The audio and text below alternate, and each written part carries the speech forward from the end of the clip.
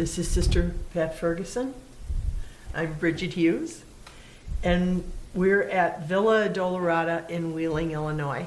And we want to talk a little bit today about Sister's work with the elderly and all the gifts that she brings to that. And I think our subject is important now because of our aging population, of which I count myself amongst those aging populated. First honest thing she's ever said to me. And Sister here has been taking care of people for many years, as a Servite sister and as a nurse. As a nurse, and has wonderful insight into the elderly, and we want to pick her brain a little bit today. Thank you. I want to. Thank you. Yes. I think one of the things that would be a good way to start is how is it we address the elderly? First of all, it's changing a great deal because people are staying in their own homes until they are in bad shape physically or mentally. I also think that we have a need to welcome these people, letting them know that it's not an easy move to leave your home that you've probably been 40, 50, 60 years in and come to a place where there's a pattern, a home. Yes, we make it your home, but it doesn't seem your home because the space is smaller. You don't have room for all the furniture that has been heirloom for you. You forget when people come to visit. Sometimes we hear the story that nobody comes to visit me, and that's sometimes a memory problem. There are many things we can do with elderly to welcome them and keep them active. That's one of the important things. Can I ask a question? When you see people who come with a very positive outlook on life, do you feel like that generates a much better existence for them in this place? Very much so, and you can hear that.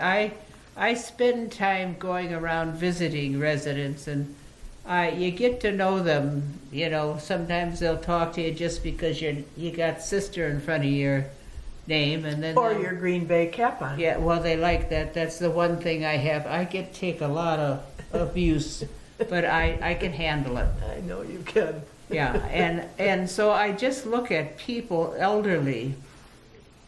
First of all, they have such magnificent stories to tell you, you know, and you think of the changes, the modern things that we ourselves, you and I, have gone through in our young old age. Right.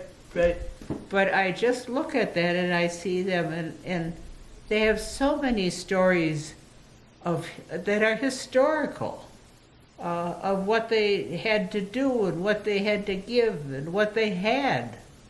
But they have you to listen to them. I mean, lots of people don't have anyone to listen to them. And that happens because sometimes the visitations don't come as often as they would like them, but they do come, and yet I have seen people who are very lonely.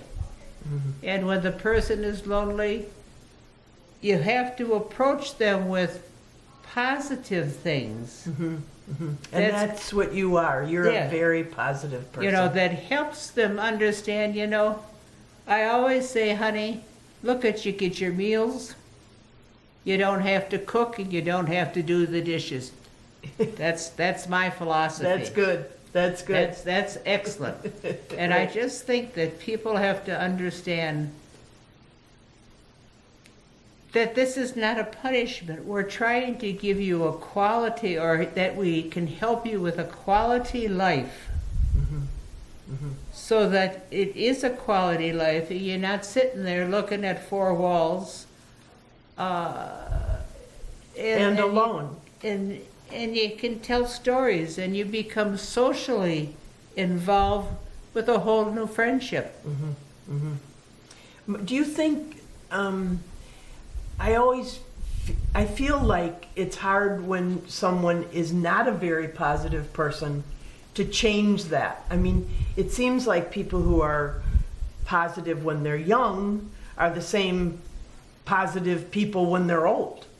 I mean, certainly with variations, but I don't know. I have a hard time with people who are negative, and then that carries into old age. Just, it doesn't change much. The personality's there. And I think a lot of times what happens with that is how people are, for instance, if you're going to institutionalize or bring somebody to a nursing home, you don't just bring them to a nursing home, and if you'll excuse my way I say it, you don't dump them off. Right. There's a process that you can introduce people to with interviews and coming to see a place and ease into this so that you understand why, Mom, we think that you'd be safer. This isn't a good neighborhood, or the house is too big for you to care for. And oh, but I can still do it. Yeah, you can still do it, but we're trying to help you. Remember, Mom, you took care of all of us. Now it's our turn To take care. to help, to take care when we can of you. God expects that. And if he doesn't, there's somebody that's not listening. I'm listening. Yeah, that's good. I'm listening. That's good. When I look at what has happened in my life, what the good Lord has done with, I don't know, a piece of something, and I look at that, and that has been such a gift to me. And it's the people that have come into my life, not just who I am, but people who have touched my life. Whether they were famous or just an ordinary somebody. They've been blessings in my life. And you and theirs. So Yeah. that's something people, Well, the day we walked into this place was a very Yeah. good day for us. I think sometimes we get so busy with what we're doing, we forget how the times we've been blessed. Yes, yes. So So we'll remember that. that's right, and then Barry up and did a dirty thing on me. Yeah. But you want to know what? I talk to him all the time. Was such a great gift to you, your family, and there wasn't a thing he wouldn't try.